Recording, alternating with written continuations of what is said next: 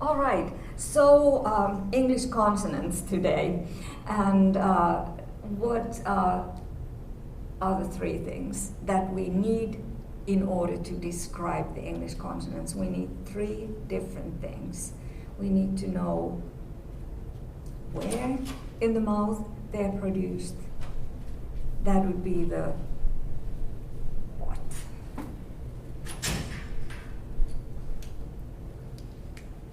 Place of articulation, right, Michael?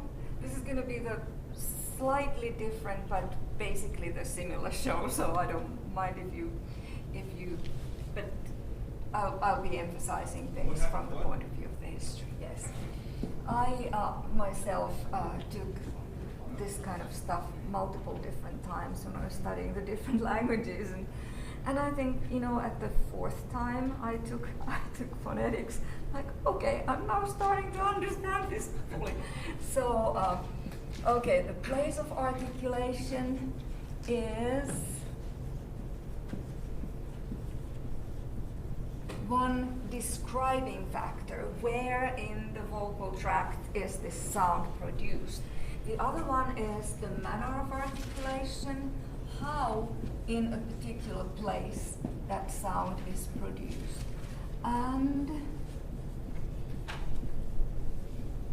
we can have the place and the manner the same as we have, for instance, for these two words, pet and bet.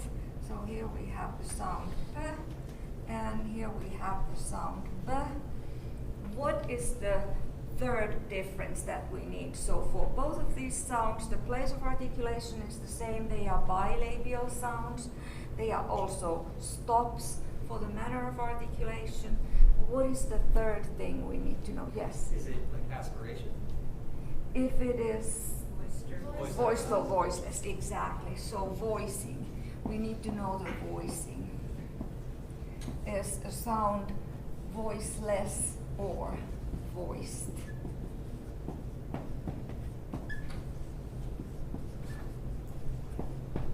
And you can see how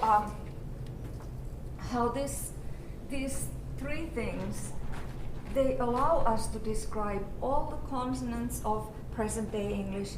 They will allow us to describe all the consonant sounds of Middle English, Chaucer's English, and going back to Old English, they will allow us to also describe all the sounds of Old English. So it's very convenient, only three characteristics. And at the same time, using these three different kind of like gears, I would say, we can multiply the kinds of sounds we can have in language. So just change the voicing, like for p and b, and you get, you know, two different sounds, even though you keep the place and the manner the same. Now, from the point of view, I'm gonna check if this is recording. I think so, yeah. So, from the point of view of the history of English, there have been changes in the consonant chart of English, also in the vowel chart. We will look at those on a different day. But the consonant system has changed in English. Not that much, but a little bit. Like when we did the Lord's Prayer in Old English, you notice that there were some sounds that we do not have anymore, like yehow, hod, which is a sound that we have lost today. We have also added some sounds into the consonant inventory of English because of, for instance, language contact with French. We have taken some sounds from French. The sound that we find in words in the middle of the words, like pleasure and measure, and in the beginning of the word genre. These are French borrowings, and we didn't only borrow the French word, but we also borrowed the sound from French, which was a foreign sound to Middle English speakers. They didn't call themselves, of course, Middle English speakers. That's a later name for that variety of English. Okay, so these three things, and what we're going to be doing is we're going to be filling in this consonant chart.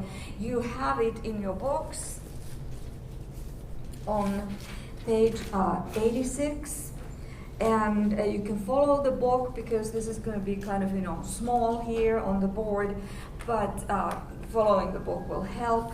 And I do it a little bit differently, but basically the same information here.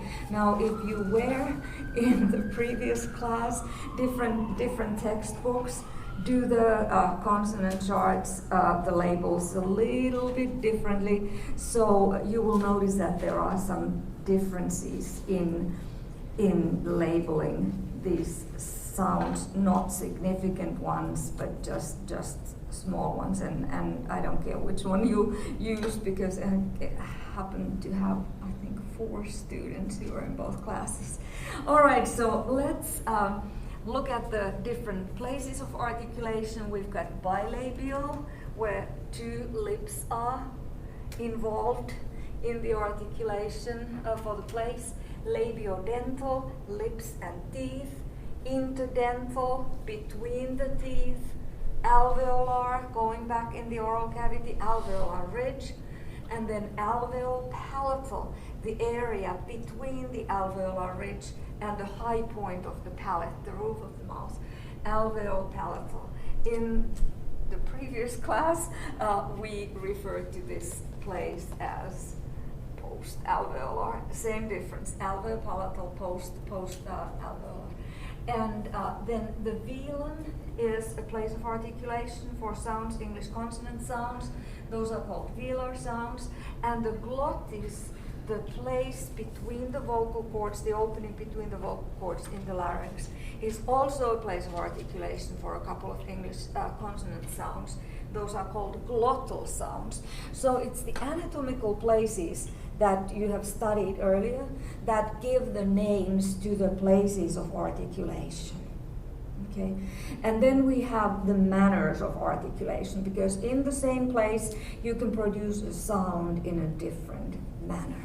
All right, so we'll start from the bilabial area, from the front of the mouth, where English has 2 bilabial sounds, as you can see, pet and bet, and these are also just quick notational important notational note. So when we put the sounds in brackets, we are talking about the sound, the physical sound, so which is the same as a phone. So phone is the same as the sound, and these are concrete.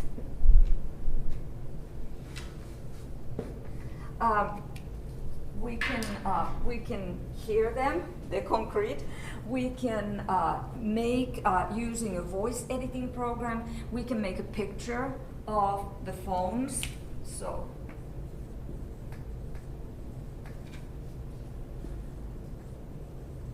which would show the physical properties. So these are concrete. And when we talk about sounds as sounds, phones as sounds, physical sounds, we put them in brackets.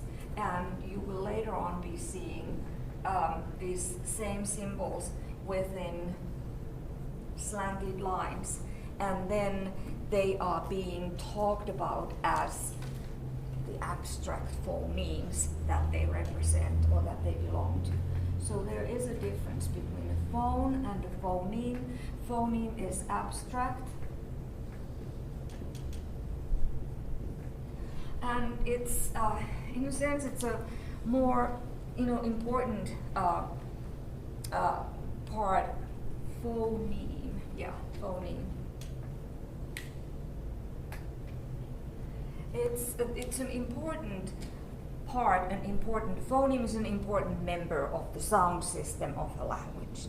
and the phoneme systems from one language to another may be slightly different, and that may, cause accents and so on. So we have the slanted lines when we talk about phonemes, brackets when we talk about phones. And this will be an important distinction when we talk about the history of English and some consonants in English, how they have changed.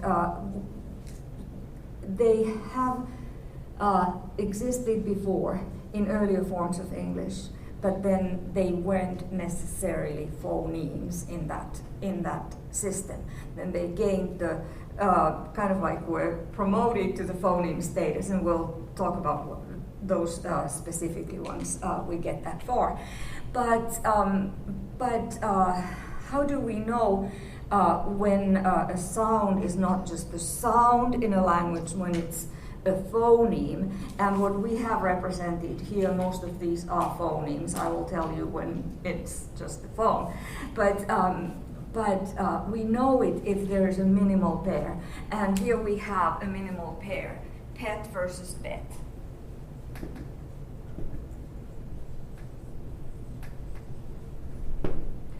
The minimal pair is a pair of words which differ only for one sound in the same place. So that you change, you don't add a sound, you don't take away a sound, but you change a sound to another sound.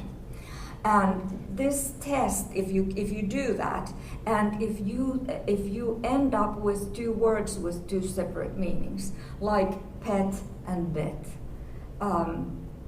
p and b belong to two different phonemes in that particular language.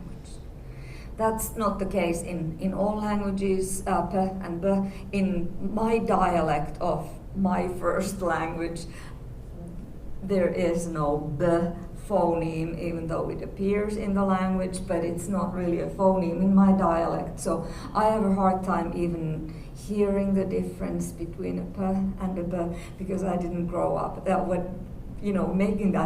paying attention to that difference. Babies from very early on, they know they learn to know what kinds of differences in the sounds that they hear they need to start paying attention to. So in my dialect of Finnish, b doesn't exist, and it's just it exists, but it's not a phoneme. It doesn't exist as a phoneme. So it can be used, but it doesn't make a difference between the meanings of the words, like in English. Okay, an example from English where the change in the sound, the phone, does not make a difference in terms of changing the meaning of the word, would be this.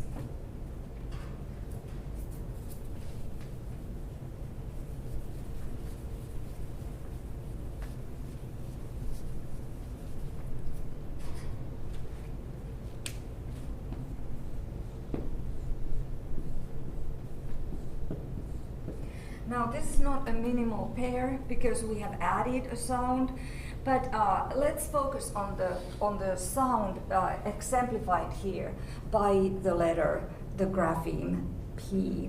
So we have pit and spit. Are those two P's, are they different or identical?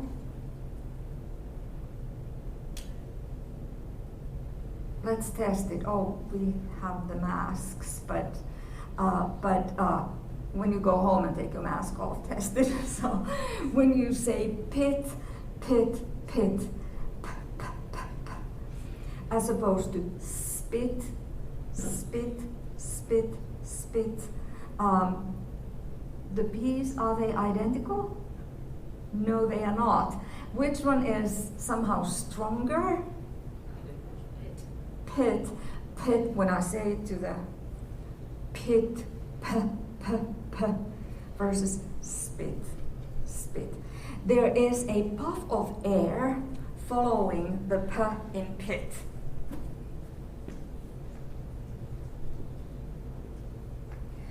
So it's indicated with a little h, a superscript h in the notation, and this is an aspirated p, which means that there is that puff of air following the p when it's released. And in English, this kind of a p has developed. It's the phonological process of strengthening.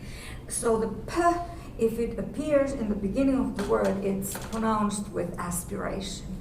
Pit, peel, pull, pat, and so on. But if the P sound appears after an S, it's not aspirated. So you wouldn't say spit, spit. Don't spit on the floor, spit. It is an unaspirated P, which is just indicated with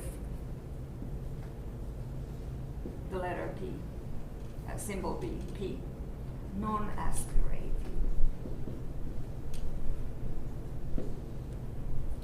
Now my question is, so these are physically two different sounds, but are they two different phonemes in English? Do they have the power of separating between meanings? No. No, they don't have the power of separating between meanings. And we can test it by exchanging an aspirated P to appear in the word spit. So if I say, don't spit on my floor, spit, you would understand it, right? Even though I use the wrong phone here. These are called allophones. An allophone is a variant of a phone. Allophones. Allophone meaning variant and phone sound, so they're allophones of the same phoneme. So they are allophones of the phoneme.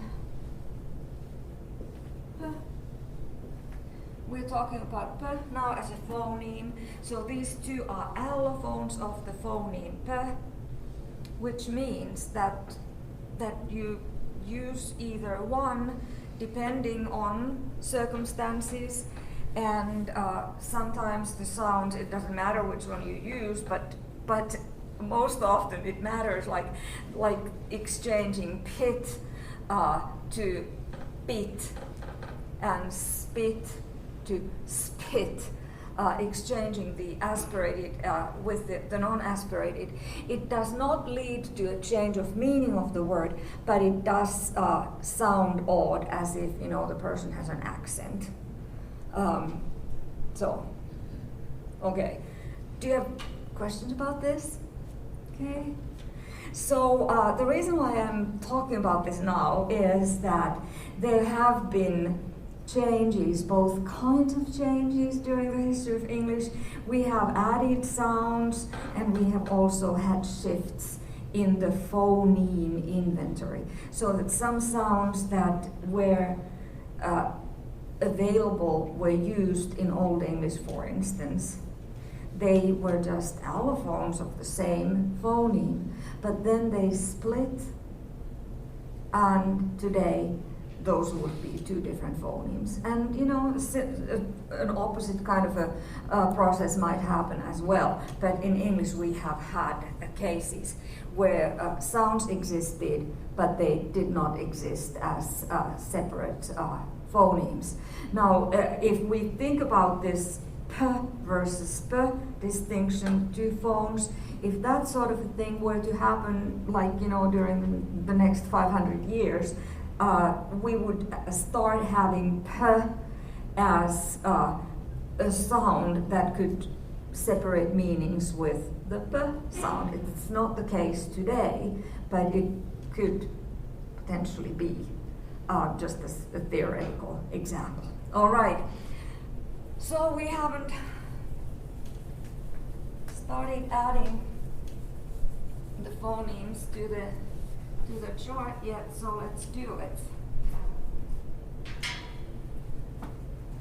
And here we have the p and the b, two bilabial English consonants, with p being minus voice and b being plus voice.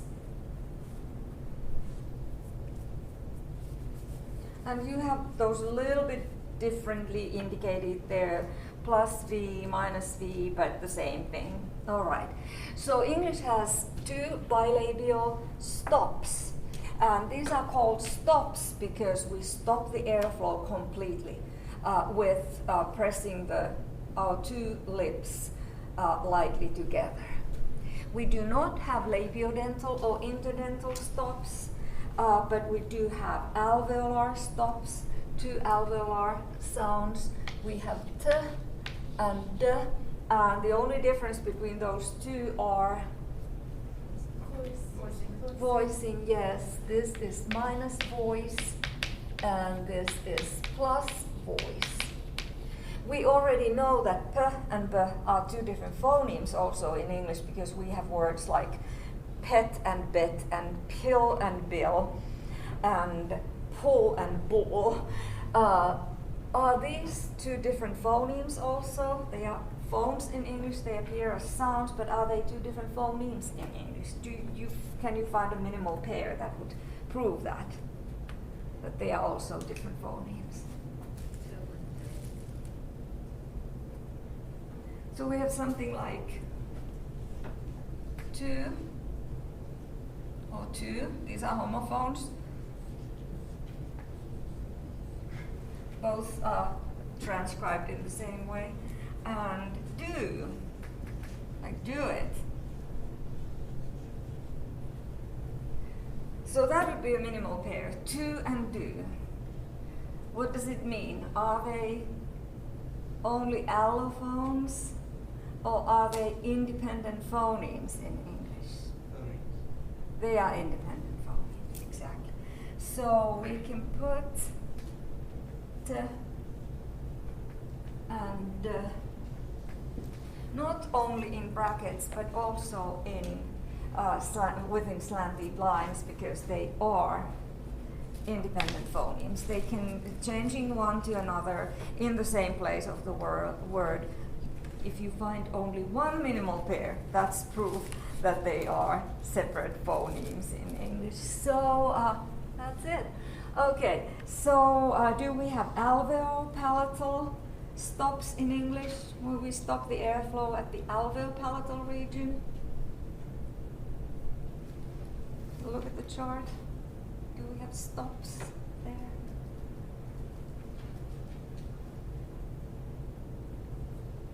Page 86. Yes or no? Question is too elementary. No. Okay.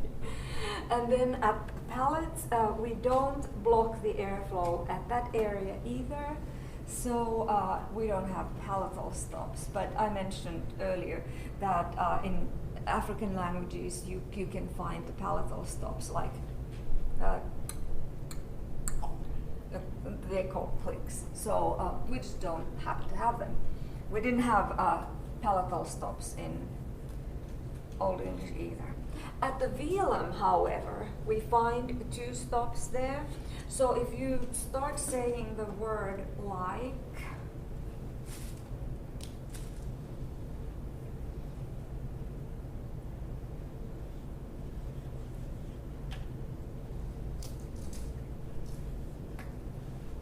and this is not a minimal pair, cat and get, those don't form minimal pairs. But if you start saying the first sound in the word cat, kind of hold your tongue where it is and feel how it touches. The very back of the tongue touches the velum, the soft palate. Cat. And because it's a stop, there's a complete stop. The back of the tongue actually touches that area, and then we release it. The sound for g, isolate the first sound in get, and feel how the back of your tongue touches the velum. The difference between k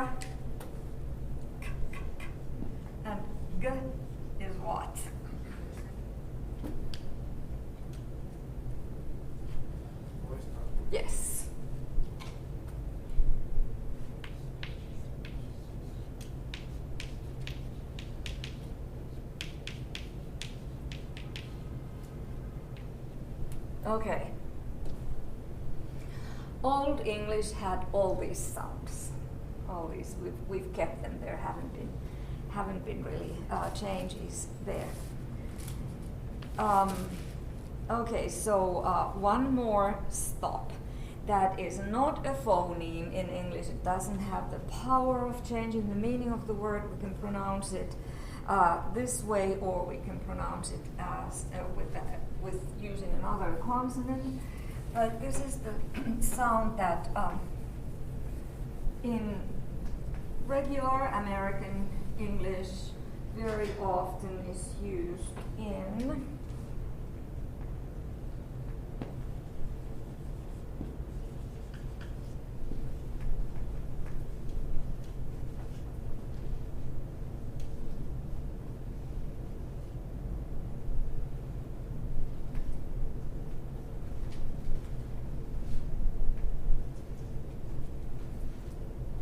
these places that I have underlined here. So, of course, we can say bottom with the t, that one, the alveolar consonant.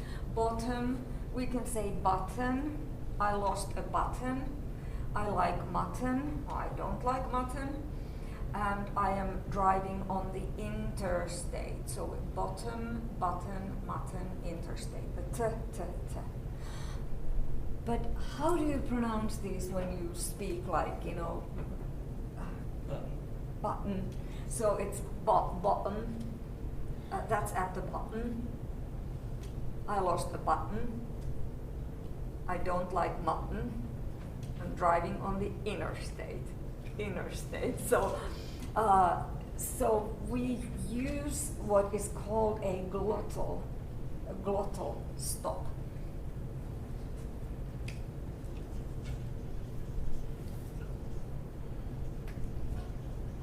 Or a glottal stop in these medial positions occasionally, and you know it's not like a rule that you have to use it, but it's just part of the American English accent. In Cockney English, which is a working class variety of English in England, in London. You know, if you've seen Pygmalion, Eliza Doolittle is a speaker of a dialect which uses a lot of glottal stops where the standard British English wouldn't use it. So, so it's an interesting sound. It's like this little catch in the throat when you say you actually use two glottal stops. So it is a voiceless sound. It's indicated with a question mark without the dot at the bottom. And it's minus voice because we cannot be vibrating the vocal cords at the same time as we press the vocal cords together in order to release it to get out the glottal stop.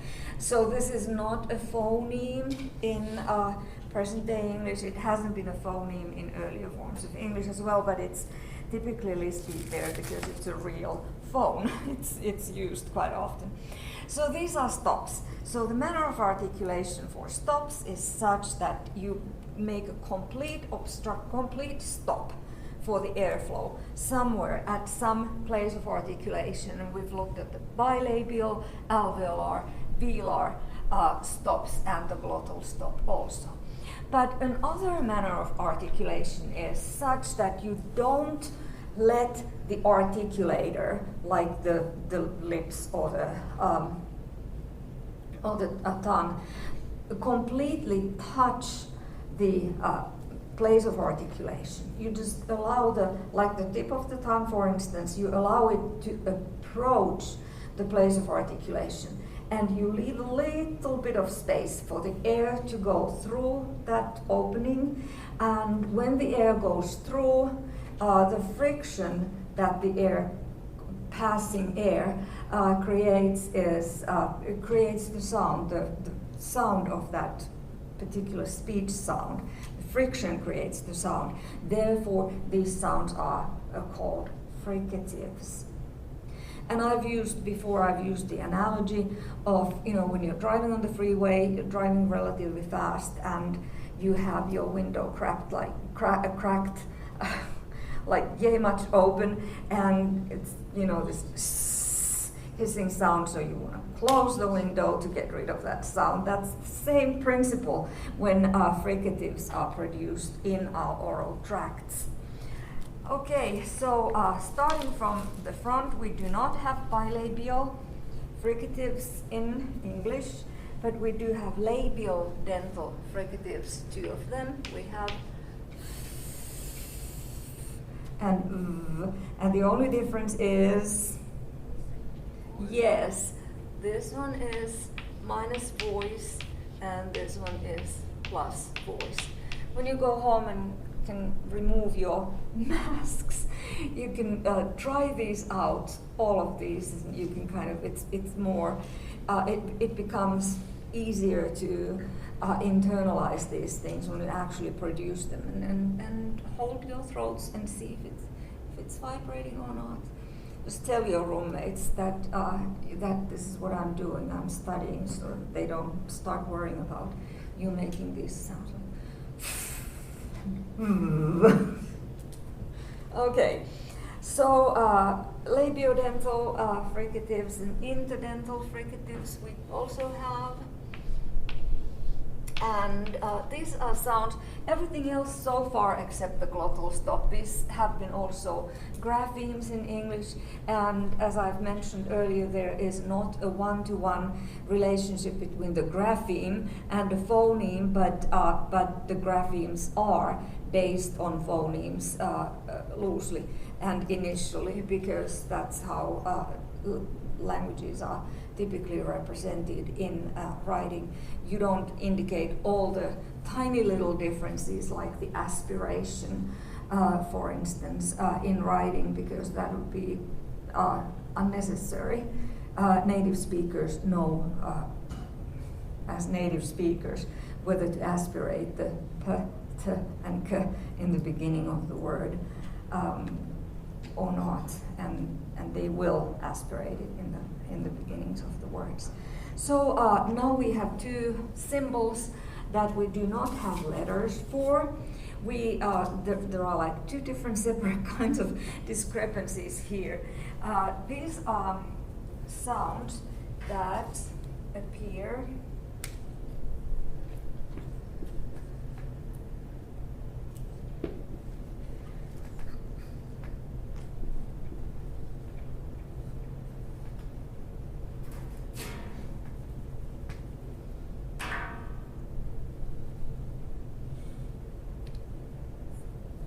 in the beginnings of words like thin and then.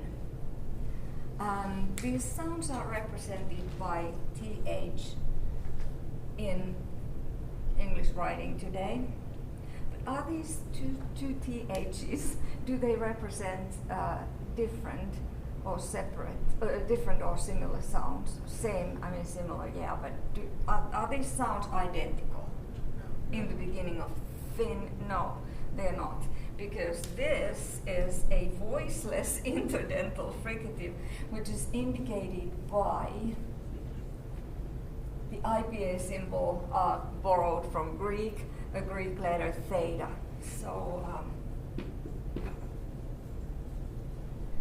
So thin, it's a content word, and we find the theta in the beginnings of content words, like for instance thin and thick and thermostat and thistle, and then we find the voiced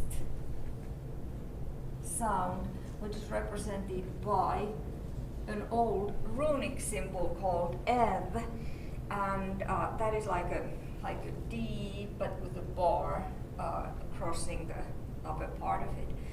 Then, 2 different sounds. What is the difference? You can already predict what the difference is. Voicing, of course. This is minus voice, and this is plus voice. Okay. And we can find a minimal pair. Remember, we don't have to find a ton of minimal pairs, but if there's even one minimal pair in English, then we can say that these are not only different sounds, but they are also different phonemes. They belong to different phonemes. So we have the minimal pair, the body part, thigh, and the archaic way of saying your, like from Lord's Prayer, hallowed be thy name. And thigh, the body part, and thy, the personal pronoun, possessive pronoun. And so two different sounds. These sounds appeared also in Old English. So did and but in Old English, and belong to the same phoneme, and based on the place in which they appeared in a word, you would either pronounce it as voiceless or voiced, but they belong to the same phoneme. They did not distinguish between meanings of words, like in today's language. We have feel versus feel, and thigh versus thigh. In Old English, they did not have minimal pairs. There has been a change in the phoneme system. Even though the sounds appeared in Old English, the phoneme system has shifted so that the labiodental and interdental fricatives now have split, so that we have two different phonemes because we can find the minimal pairs, thanks to French, thanks to the Norman conquest. Because French words were borrowed into English, and the French words had the voiced fricatives in places of words, like in the beginning or the end of the word, where Old English didn't used to have it. So it's language contact caused that change, and we'll look at that in more detail once we get to Middle English.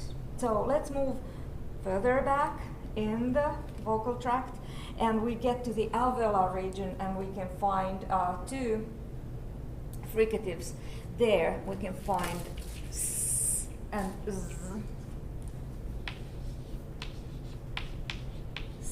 which is the minus voice, and z, which is the plus voice. Same thing here. In Old English, both sounds existed, s and z, but their distribution was different. They were not independent phonemes in Old English. Okay. Today they are, because we find minimal pairs like seal versus zeal. Moving further back in the mouth, we get to the Alveolar Palatal or post-alveolar region, and we have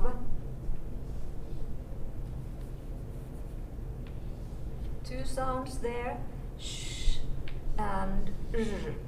Okay, so this is like an S. You take an S, letter S or grapheme S, and you pull it up and down, and it becomes tall and thin. So that's that. Sh. We have a ton of words that have that sound, like she and shoe, and like eyelash at the end of the word, and it is minus voice, whereas this is plus voice. And this is actually the latest addition to the English phoneme inventory. It's you find it at the beginning of the borrowed word genre. You find it in pleasure, in measure, in the middle of those words, and I want to say that all those words where you find are borrowed from which language? French.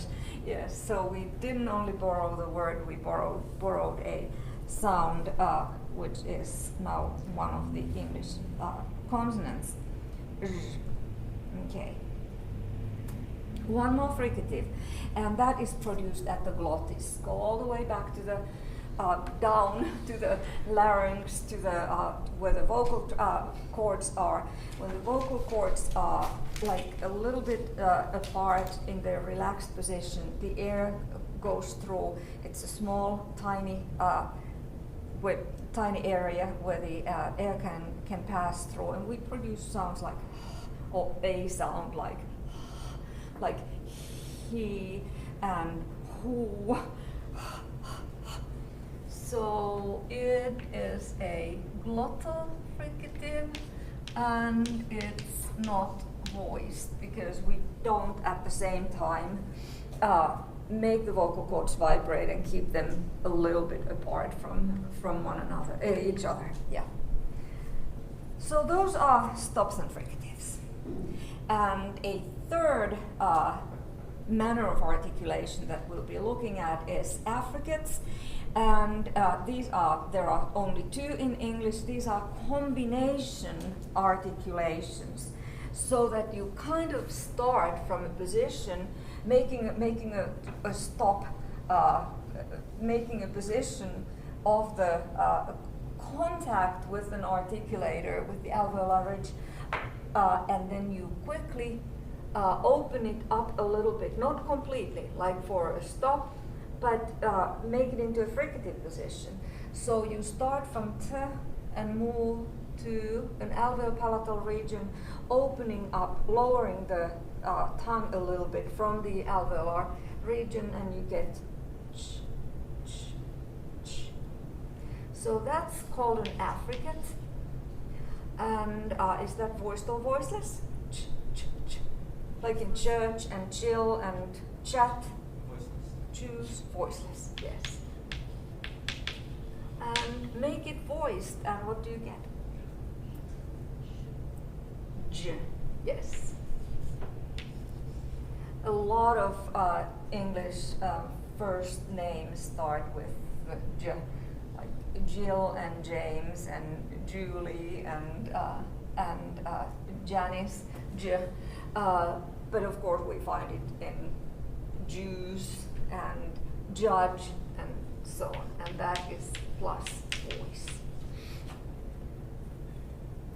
Now these three manners of articulation together, stops and fricatives and affricates, they are formed by some kind of an obstruction for the airflow, and that's why they can be called obstruents, okay, the obstruction.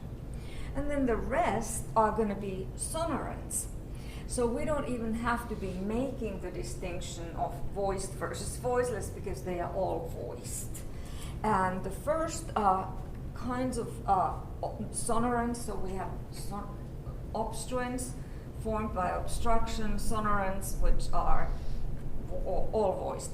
Of course, you know, there are voiced obstruents as well. So English has three nasals, and n. So the first one is, what is the place of articulation for m? Bilabial, then we have the alveolar, and then we have the velar. And this is called, this symbol is called an egma. No, we need to finish. It's called an egma, and here we have something that Old English had this sound again, but it was not a phoneme in Old English. So again, we have an indication of change in the area of the phoneme system. We have today, we have words like kin and king, two different words, okay? The only difference is the last sound in kin is n, and the last sound in king is ng, the velar nasal. Approximants are also called glides, and English has a bilabial glide, and it has a palatal glide, which is y. Palatal, there. That's the only palatal sound. And then we have only two liquids left. We have ul, which is called a lateral liquid, And then we have which is called a retroflex or central liquid. Now it's in different order in your book, but you get the point. Okay, so lateral liquid because the air comes through the sides of the tongue, comes out through the sides of the tongue, or from the sides, and retroflex, the American which is produced, called retroflex because it's, you pull the tongue back a little bit, you flex it back a little bit for that pronunciation. And that's it. Do you have questions?